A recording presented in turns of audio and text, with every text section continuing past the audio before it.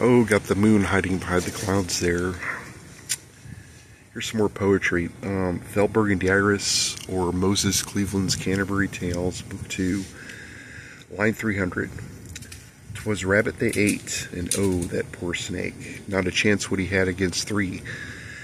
'Twas 5 that went at him, and oh, was he splattered, few remains were there of him to see. The shadows grew long, the first day near gone, we best begin setting up camp.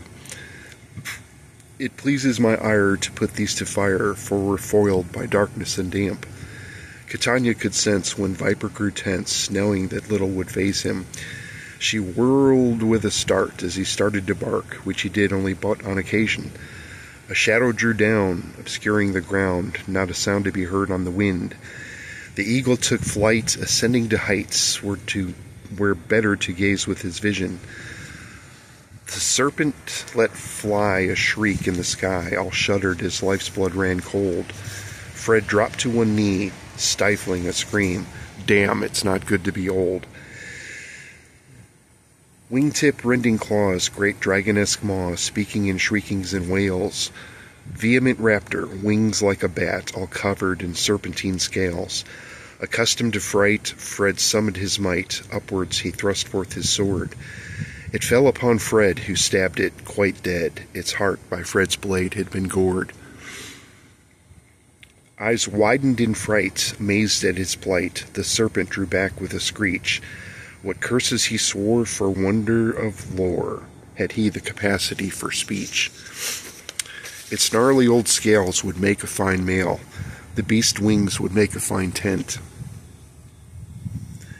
Its poisoned tail spike Claudia really did like. Its venom had yet to be spent.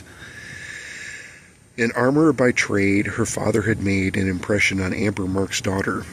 At work in the fields, she hammered out shields to prevent any upcoming slaughter.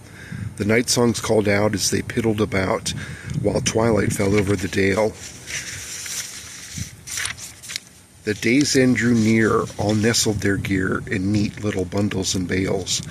A woman, it seems, came to them in dreams with tales that longed to be told, of wars that were won, of cities long gone, of monsters and dragons and gold, of lives that were lost, of victories' great costs, of peace that was had at great peril, of darkened gales and of piteous wails, of naught fell wrought and for sale.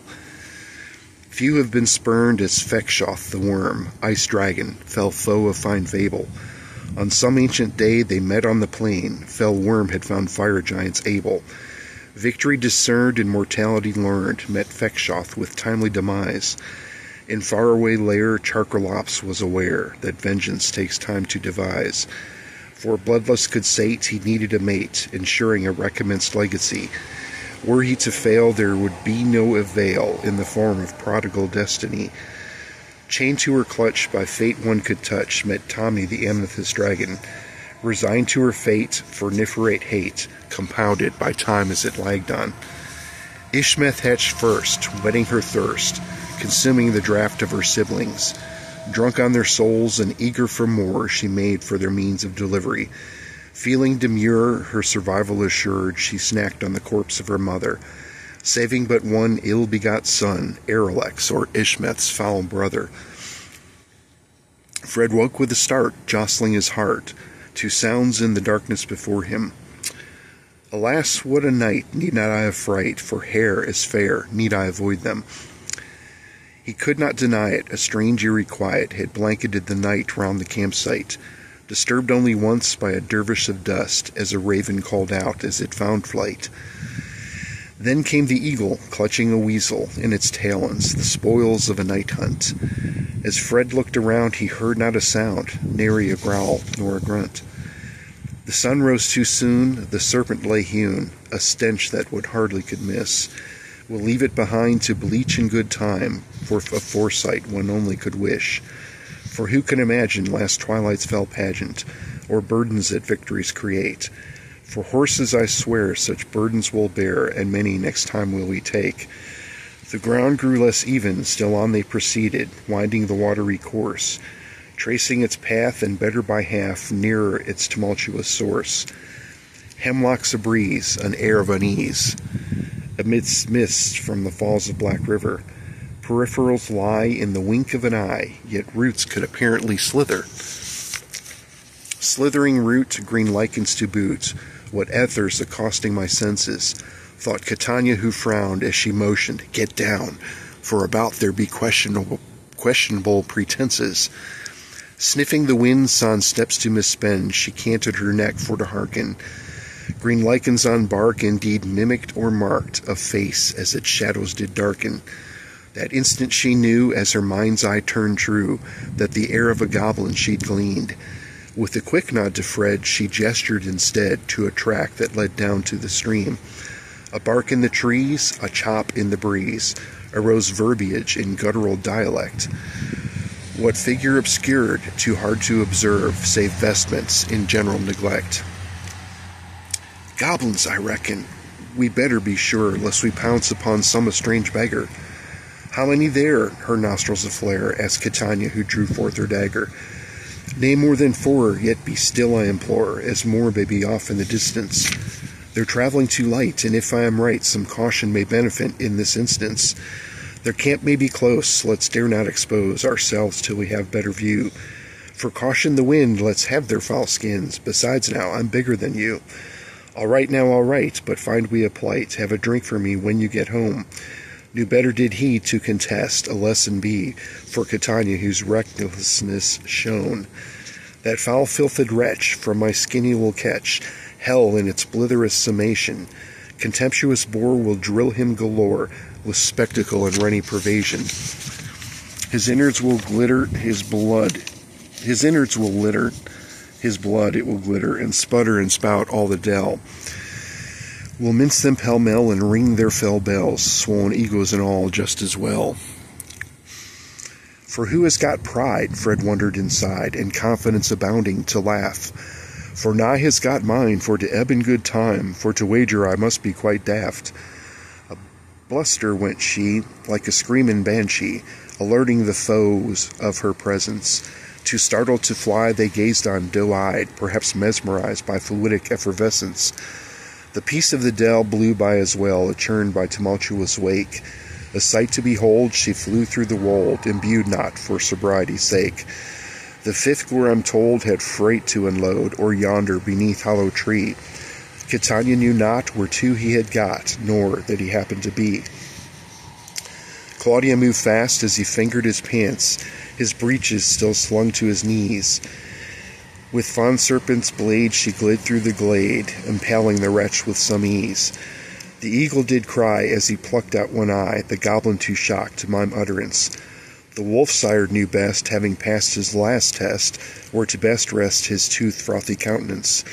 For bleed they too quick when jugular is bit, violating vitals keeps victuals far fresher.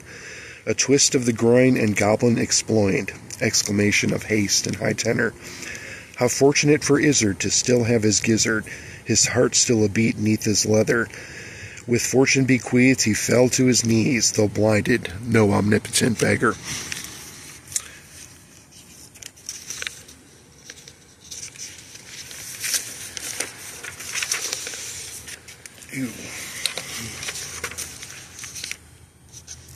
When faced with the knife, he pled for his life and offered to share in his treasure. He rose with some measure, yet not out of leisure, of business and not out of pleasure. My life which I treasure to this does not measure, holding a thing from his pack. Of riches of yore, of such I abhor, what tattered and leathery scrap. What verse did he sing as he flaunted his thing, with marks to be held as significant? What relevance to bide this tattered old hide, was meaning implied more than figurative. A fish wrap it be, of loins not to see, perhaps, but view closer still. For upon this old scrap there be but a map to an ancient and treacherous hill. Uttered his visage through bloody vile grimace, more so as his socket ran red. A rogue to the end, mux feasance I'd land, and I could have stayed home and in bed. Thought Fred as he listened to the monody of Izzard, a showman, but to pander a dead horse. For to buy would gather, was horse far too lathered, or riddled was it with worms yonder course. A song and a dance, but mere happenstance, or had Izzard a genuine item? The meat does taste good, know well and I should, the only good reason to buy them. What sausage I'd wager, but your life's still in danger. If the horse still has kick, I'll consider. Catania do bind him, lest he sprout extra eyes, for worms, I'll bet, fester his withers. Now climb to the top, don't slip on the rocks, the ascent, 'twould be treachery enough. Be foolish you may, but you will die today. We'll camp at the top of the bluff. For gathering wool, a push and a pull, as they climbed up the craggy cliff face. What wool for to gather? One slip and you'll splatter, slow progress like running in place. Of sheep I do mean, no wool to be seen, of shorn hoof and horn, still none to see? Neither the serpent, dispatched with fell purpose, of the sheep were his innards all too clean. To embark without thought upon quests not quite wrought, indeed what purpose had brought this to be? A flight and a fright, to fly off in the night, lacking evidence to support any theory. Of evil apparent, conjurations with merit, illusions of illusionary guise.